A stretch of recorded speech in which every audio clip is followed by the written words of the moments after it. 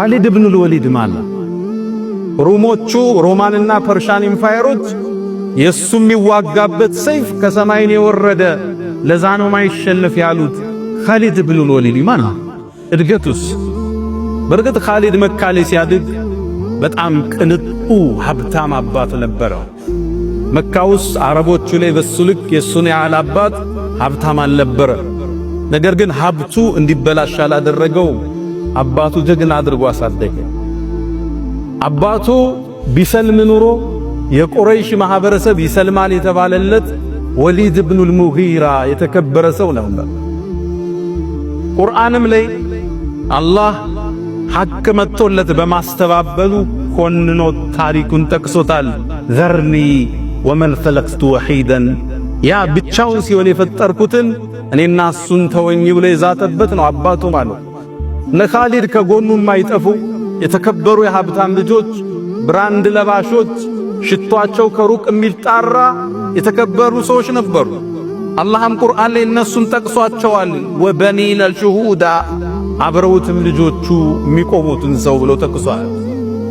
ቁረይሾቹ እስልምናን ለመቀበል አንዱ መስፈርት ያቀረቡት ቁርአን ሙሐመድ ጋር ከሚወርድ አለይሂ ሰላቱ ወሰላም ለምን ወይ ጣኢፍ ላይ ባለው ዑርወት ኢብኑ መስዑድን ተከፊ አለም በወሊድ ኢብኑ አልሙጊራ ላይ ለምን ቁርአን አልወረደም ማለት ለውላ ኑዝለ ሃዛል ቁርአን አላ ረጁሊን ሚነል ቀርየተይን ዐዚማ ከተከበሩ ከሁለቱ ባንዱ ለምን ያልወረደ የተባለለት አንዱ ግለሰብ ወሊድ ኢብኑ አልሙጊራ የኻሊድ አባት ነበር።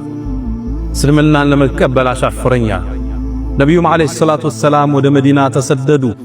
ከዓመታት በኋላ የበድር ጦርነት ላይ ወሊድ የሱ አባት የኻሊድ በድር ላይ ተገደለ ከነጥመቱ። ኻሊድም አባቱ በመገደሉ እስልምናን ቶሎ መቀበል ወደ ኋላ ዳዳ፣ ፍቃደኛ አይደለም። የኡሁድ ጦርነት መጣ። አቡ ሱፊያን ነበር መሪ ጀነራሉ። ኻሊድ 300 ወይም 700 ፈረሰኛ ይዞ ከኋላ ቆሞ ነበር ጀበል ሩማት የሚባለው ቦታ ላይ።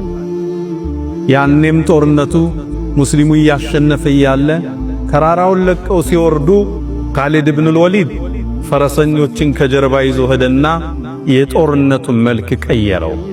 በዚህ ጦርነት ሐምዛ የነብዩ አጎት ተገደለ። 70 ሰሃቦች ሸሂድ ሆኑ። የነብዩ አለይሂ ሰላቱ ወሰላም ጥርስም ተሰበረ፣ ራሳቸው ተፈነከተ።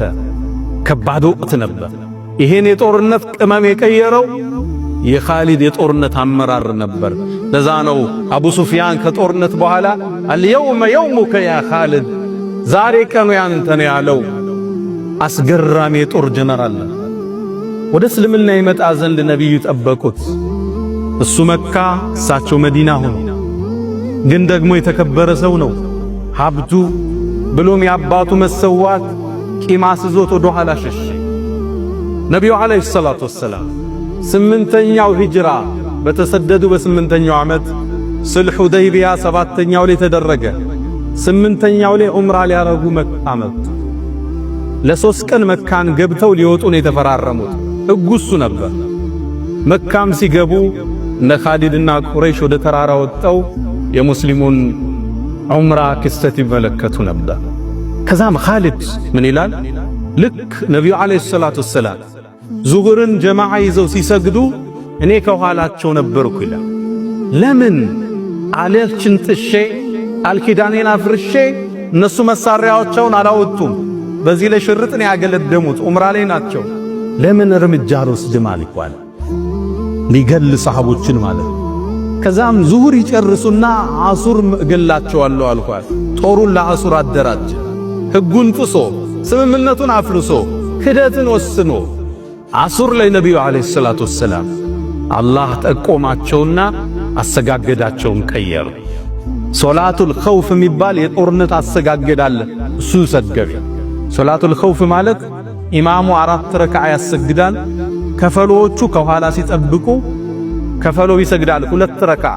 2 ረክዓ ላይ አሰላምተው ሲመለሱ ሌሎቹ ይመጡና 2 ረክዓውን ጨርሰው ከኢማሙ ጋር ያሰላምታሉ።